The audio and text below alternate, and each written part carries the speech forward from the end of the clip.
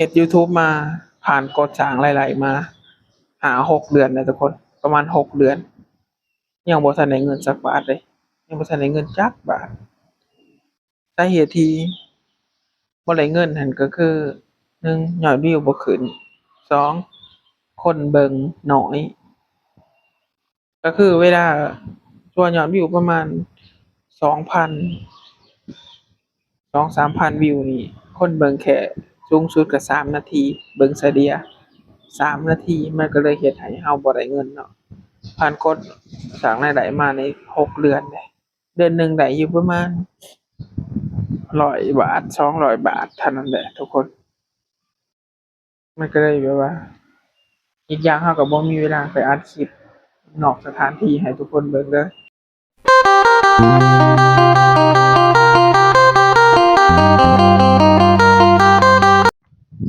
กราบทักทายสบายดีสวัสดีครับทุกคนมาเบิ่ง1 วันของคนลาวที่มาเฮ็ดงานในประเทศไทยในปี2026เนาะว่า1 วันนี้เราเบิดค่าใช้จ่ายเท่าไรเนาะที่มาเฮ็ดงานในประเทศไทยแล้วอีกอย่างคนลาวที่มาเฮ็ดงานในประเทศไทยเขากินอยู่กันแนวใดเนาะมาเบิ่งกันได้ทุกคนมื้อนี้ก็เป็นมื้อวันที่19กุมภาพันธ์ปี2026นะครับเราก็มาถ่ายอัปเดตชีวิตประจำวันให้ทุกคนเบิ่งสาเหตุที่บ่ได้อ่าอัปคลิปลงประมาณเกือบ10 วันนะทุกคนบ่ได้อัปโหลดคลิปประมาณเกือบ10 วันเนื่องจากว่า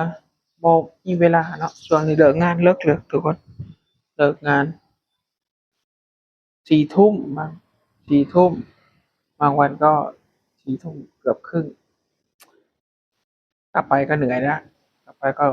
กลับห้องไปก็เหนื่อยแล้วไม่มีเวลามาอัดคลิปแล้วก็ไม่มีเวลาคิดคิดว่าจะพูดอะไรทำคลิปแบบไหนนะบ่มีเวลาเลยทุกคนก็เลยบ่ได้ค่อยอัปคลิปลงเฮ็ด YouTube มาผ่านกฎจ้างหลายๆมา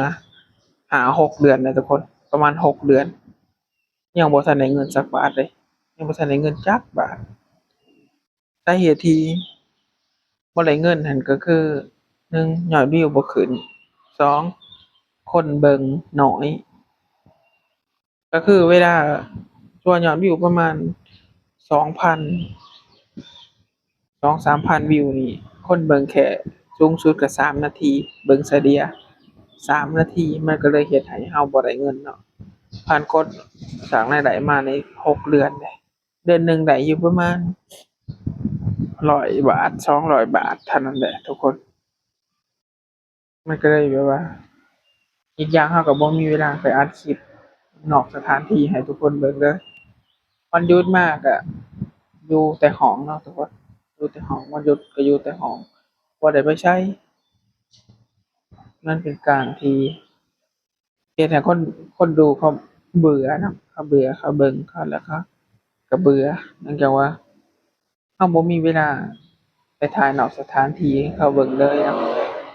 จะมีเวลาหลายขึ้นเนาะวันหยุดนี่สัญญาว่าสิไปถ่ายนอกสถานที่ให้ทุกคนเบิ่งนะทุกคนทุกคนไปเบิ่งกันเลยว่าอ่าคนดาวเขากินข้าวกันหยังเนาะมื้อนี้เนาะทุกคนเนาะก็สิถ่ายตอนนี้ไปก่อนเนาะทุกคนให้มันได้ลงทุกวันเนาะไปเบิ่งกันเลยทุกคนมาพี่น้องกินข้าวแดงพี่น้องในที่เผากล้องใหญ่แท้เบิดเด้อ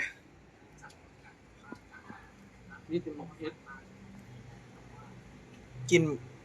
กินบักพริกกับข้าวผู้บ่าวสวรรณเขตอิหยังป่นบ่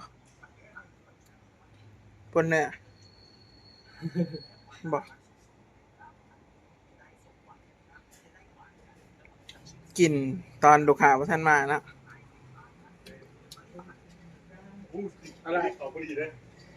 โอ้เบิร์ดมาเ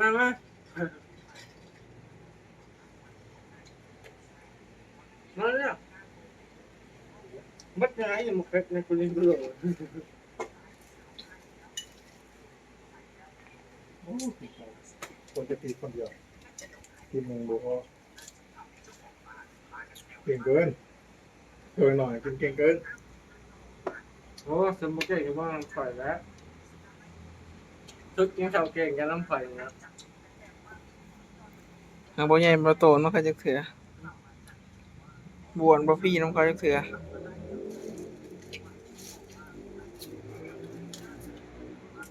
กินลายกับประตูอยู่